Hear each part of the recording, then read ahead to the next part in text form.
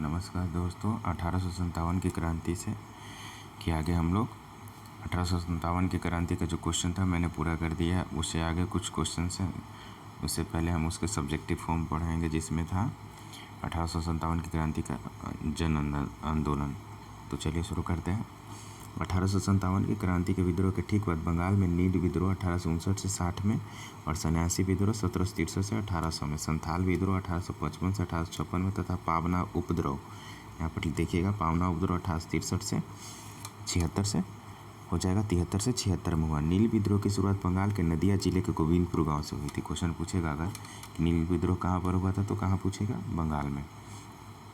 एक नील उत्पादक के दो भूतपूर्व कर्मचारी दिगंबर विश्वास तथा विष्णु विश्वास के नेतृत्व में वहाँ किसानों एकजुट हुए तथा उन्होंने नील की खेती बंद कर दी।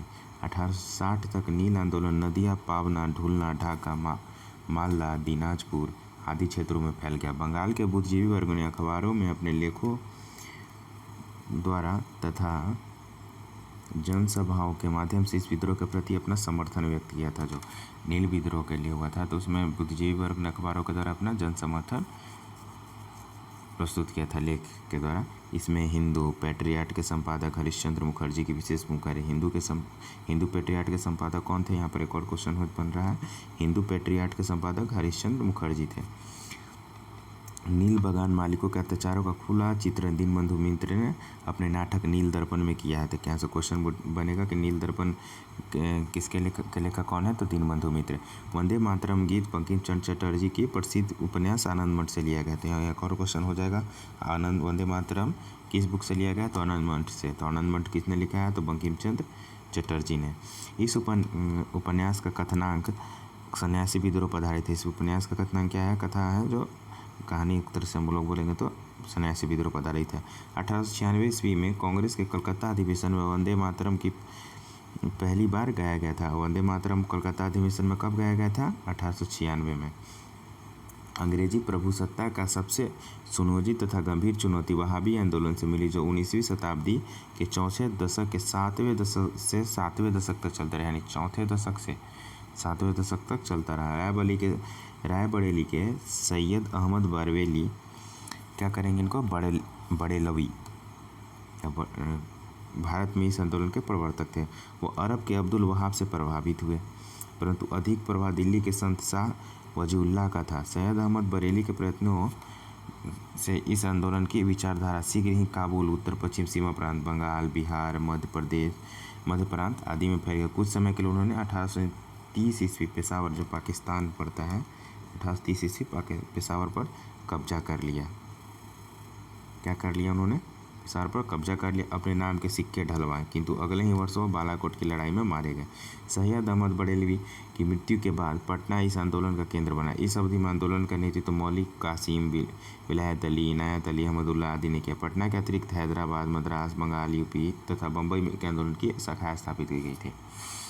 चलिए अब देखें नेक्स्ट कूका आंदोलन। इनका कौन करेंगे, राम सिंह कूका। कूका आंदोलन वहाबी आंदोलन से बहुत कुछ मिलता जुलता था। दोनों धार्मिक आंदोलन के रूप में आरंभ हुए, किंतु बाद में राजनीतिक आंदोलन के रूप में परिवर्तित हो गए। किंतु समान उद्देश्य अंग्रेजों को देश से बाहर निकालना था। पश्चिमी पंजाब में कूका आंदोलन की शुरुआत 1840 में भगत जवाहरलाल द्वारा की गई, जिन्होंने मुख्यतः सियान साहब के नाम से पुकारा जाता था। भगत जवाहर मल को क्या नाम से पुकारा जाता था, सियान साहब। इनका उद्देश्य सिख धर्म में प्रचलित बुराइयों और अंधविश्वासों को दूर कर इस धर्म को शुद्ध करना था। मतलब इनका उद्देश्य क्या था कूका आंदोलन में, कि सिख धर्म में जो बुराइयाँ चल रही है और अंधविश्वास उसको दूर करके धर्म को शुद्ध करना था। 1872 के इस आंदोलन के नेता राम सिंह कूका को रंगून निर्वासित कर दिया गया था, जहाँ बाद में बहादुर शाह जफर को भी 1857 में उन्होंने भाग लिया था, तो उनको भी रंगून भेज दिया जाता है, जहाँ पर उनकी मृत्यु हो जाती है 1858 में। वहीं पर ये भी इनको भी निर्वासित कर दिया, जहाँ इनकी 1885 में मृत्यु हो गई थी। 1885 में कांग्रेस की स्थापना हुआ था। 1885 में किसका स्थापना हुआ था, कांग्रेस का, मुंबई के एक संस्कृत विश्वविद्यालय में। पागलपंथ अर्ध धार्मिक संप्रदाय था, जिसे उत्तरी बंगाल के करम शाह ने चलाया था। करम शाह के पुत्र तथा उत्तराधिकारी टीपू धार्मिक तथा राजनीतिक उद्देश्यों से प्रेरित थे। उसने जमींदारों की तरह मुजरों मुजारो बोलेंगे इसको, सॉरी, मुजारो के पर किए गए अत्याचारों के विरुद्ध आंदोलन किया था। 1825 में टीपू ने शेरपुर पर अधिकार कर लिया था। 1825 में किसने कहाँ पर अधिकार कर लिया? टीपू ने शेरपुर पर अधिकार कर लिया और वहाँ का राजा बन गया। वो इतना शक्तिशाली हो गया कि स्वतंत्र सत्ता का प्रयोग करने लगा। उस प्रशासन को चलाने के लिए उसने एक न्यायाधीश, एक मजिस्ट्रेट और एक कलेक्टर नियुक्त किया। फरारजी लोग बंगाल के फरीदपुर के हाजी सेरायुतुल्लाह द्वारा चलाए गए संप्रदाय के अनुयायी थे। ये लोग अनेक धार्मिक, सामाजिक, राजनीतिक आमूल परिवर्तनों का प्रतिपादन करते थे। सरीतुल्लाह के पुत्र दादू मियाँ ने बंगाल से अंग्रेजों को निकालने की योजना बनाई। जो सरीतुल्लाह के पुत्र थे दादू मियाँ, उन्होंने बंगाल से अंग्रेजों का निकालने का एक योजना बनाई। यहाँ पर सभी लोग का एक ही मकसद था, परंतु वो अलग अलग कारणों से जरूर आंदोलन या विद्रोह से जुड़े थे, परंतु मकसद एक ही था, अंग्रेजों को भारत से निकालना। यह विद्रोह 1838-1860 के दौरान तक चलता रहा है, आप सोच सकते हैं। अंत में इस संप्रदाय के अनुयायी वहाबी दल में सम्मिलित हो गए। इस दल के अनुयायी कहाँ सम्मिलित हो गए? वहाबी दल में। 1805 ईस्वी में वेलजेली ने ट्रावणकोर केरल में है महाराजा के सहायक से संधि करने पर विवश किया। महाराजा संधि शर्तों का प्रसन्न था, इसलिए उसने सहायक संधि संबंध कर देने में आनाकानी की। मतलब संधि जबरदस्ती करवाया जा रहा था वेलजेली द्वारा, पर उन्होंने आनाकानी की।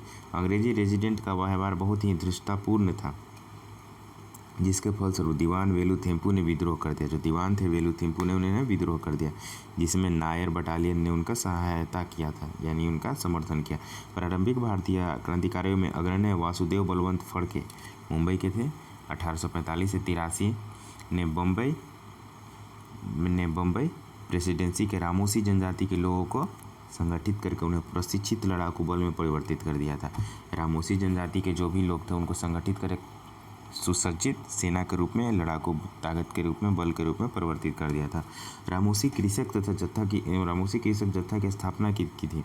गडकरी लोग मराठों के किलों में काम करने वाले उनके वंशानुगत कर्मचारी थे, यानी कि गडकरी लोग जो थे मराठा किलों में काम करने वाले उनके वंशानुगत कर्मचारी थे। उन्होंने मनमाने ढंग से भू राजस्व की वसूली की। मराठा सेना से उन्होंने सेवा से मुक्त किए जाने और उनकी ज़मीनों को मामलतदारों की देखरेख के अधीन कर दिया जाने के विरुद्ध 1844 में कोल्हापुर में विद्रोह कर दिया गया। गडकरी लोगों ने गोंड जनजाति के लोग तमिलनाडु से लेकर बंगाल और मध्य भारत तक फैले विस्तृत पहाड़ी क्षेत्रों में रहते थे।